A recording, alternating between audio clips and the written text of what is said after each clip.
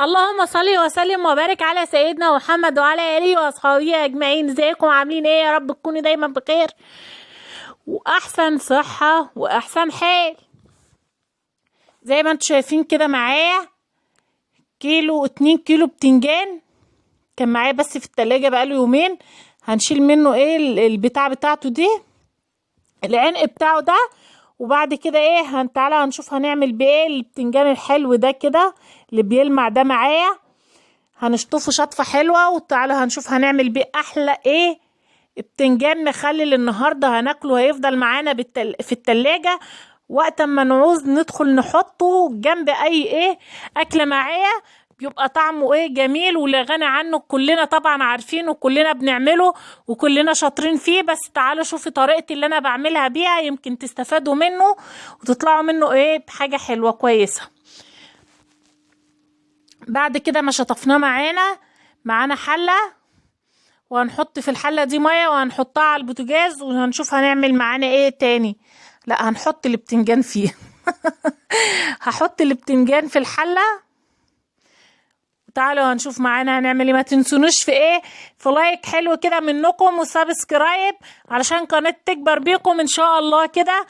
وما تنسوش يا جماعة الشير، لما تشيروا الفيديو بتاعي ده وتدوني اللايك الفيديو بتاعي ده هيشير في كل مكان والكل هيشوفه، فبكده قناتي ان انا هتكبر بيكم بإذن الله. حطينا البتنجان معانا في الحلة وهنحط عليه مية وهنولع البوتاجاز. يا سلام، بس كفاية كده. هنولع بقى البوتاجاز معايا وايه بعد كده كان محتاج شوية مية بعد كده هنشوف هنحط ايه عليه. هنحط طبعا معانا ايه خل. انا عايزه ايه البتنجان ده يبقى احمر منه في نفس الماء اللي انا حطيت السلق فيه. معايا كده كوبايه خل زي ما انتم شايفين وملح، وهنحط ليمون. اعصري ليمون زي ما على قد ما تقدري اعصري ليمون. معايا كده 3 معالق ملح او معلقتين عشان ما افورش. معلقتين ملح، وبعد كده هنعصر كمية ليمون زي ما انت عايزه. انا عصرت ليمونتين بس صراحة او 3. في ايدي 2 كمان، يبقى 3 ليمونات. هنعصر على 2 كيلو بتنجان 3 ليمونات ومعلقتين ملح وكوباية خل ايه صغيرة، وهنسيبهم يغلوا معانا. مش هنسيبهم يغلوا يعني كتير، لا، هنشوف دلوقتي معاكم الطريقة ازاي. طبعا كلكم شاطرين بتعملوه، وعلى اي وجبة بيبقى موجود معانا طبق فيه ومحطوط. شايفين المية بيضة ازاي؟ المية بتاعتي دلوقتي هتبقى لونها عامل ازاي والبتنجان هتبقى عامل ازاي. هنشوف دلوقتي معانا. هنغطي عليه وهنسيبه بس يغلي. انا نقلته طبعا في حلة تانية اكبر لان الحلة اللي كانت معايا دي صغيرة ايه وكبت ايه على البوتاجاز. شايفين لونه معايا اتغير وبقى عامل ازاي؟ ما شاء الله. شايفين؟ بعد كده بقى هو غلوتين 2، ما خليتوش يغلي اكتر من كده. هطلعه معايا وهسيبه يبرد. وبعد كده ايه معايا الشطة الحمرا دي اللي انا ايه معبيها وعاملاها معاكم، ومعايا ليمون ومعايا توم ومعايا فلفل ومعايا شطة. طبعا عايزة الشطة تبقى حراقة باردة زي ما انت حابة، بس الأحسن الصراحة بيني وبينكم تبقى مشطشطة، بيبقى طعمه جميل قوي. معايا هنحط بقى هنا في الكبة هنحط الثوم وهنحط الفلفل، وهعصر الليمون ايه في الآخر، مش هعصره دلوقتي. هفرم معاكم الكلام ده كله، وتعالوا نشوف بعد ما هيتفرم معايا الكلام ده هنعمل بقى ايه معايا ايه. هو انا بقول ايه كتير ليه؟ مش عارفه. صلوا على النبي يا جماعه، ما تركزوش معايا، ركزوا ان انا بعمل ايه بس. هنفرمهم كده فرمه حلوه. معلقتين خل، ما ننساش معلقتين الخل يا جماعه. ومعايا 4 ليمونات هنا. الليمون طبعا حطي ليمون زي ما انت حابه، بس انا استكفيت بال4 ليمونات دول معايا هيبقوا حلوين قوي. هنفرمهم فرم ناعم.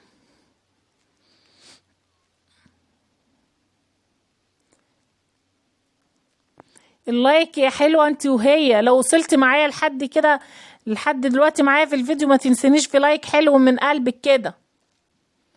هعصر معايا بقى كميه الليمون بتاعتي اللي انا عاملاها دي، وبعد كده هنحط من الشطه اللي انا عاملاها معاكم وعيناها في التلاجة. والله العظيم ان الشطه دي من السنه اللي فاتت، بتفضل معايا من السنه للسنه.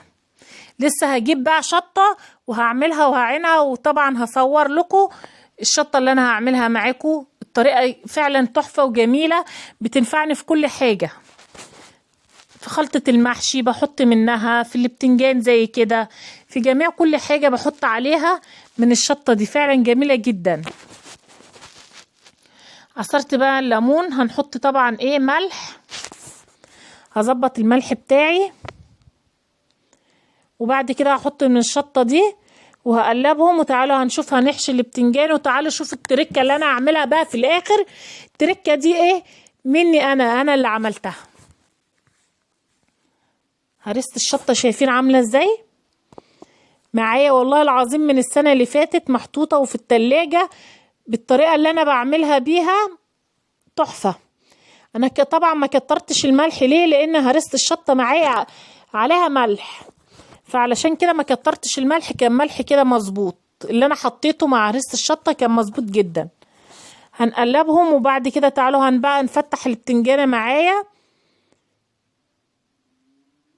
هنفتح البتنجانه زي ما انتم شايفين كده وهنحشيها. هنعمل طبعا الكميه كلها كده، وهنحطها في علبه، هنحطها في برطمان زي ما انت حابه تحفظيها. بس انا فعلا بتفضل معايا مطوله يعني في التلاجة، لان 2 كيلو انا عاملاهم ومش كلهم بياكلوا منها. فانا اللي يعني كم نفر بياكل كده، فبطلع على القد، فبتطول معايا في التلاجة شويه. فعلشان كده هعمل التركه اللي فايده دي، التركه اللي هتشوفوها دلوقتي. انا بتكلم كتير ليه؟ معايا شويه ميه جبتهم، وهنزل فيهم بالتتبيله بتاعتي اللي فايده دي، واقلبهم كويس. وبعد كده هنزل معايا على البتنجان زي ما انتم شايفين. ليه بقى كده؟ انا ممكن ما احطش الميه دي، بس انا زي ما بقول لكم بتطول معايا في التلاجة، فعشان كده بحب ان انا احط الميه دي. مش بيجرى لها اي حاجه، بتفضل حافظاها معايا وبتفضل حلوه وجميله. باكل منها في نفس اليوم على فكره، طعمها تحفه. اتمنى ان انتوا تجربوها وتقولوا لي رايكم في التعليقات. في الكومنت حلو منكم كده الطريقه عامله ايه معاكم، وكانت حلوه ولا خلاص كده الفيديو بتاعنا خلص النهارده معانا كده. يلا بقى بقول لكم بقى نفتح بقى عليها بعد يومين يعني. لا انا فتحت في نفس اليوم وكلت. شايفين شكلها عامل ازاي؟ ما شاء الله.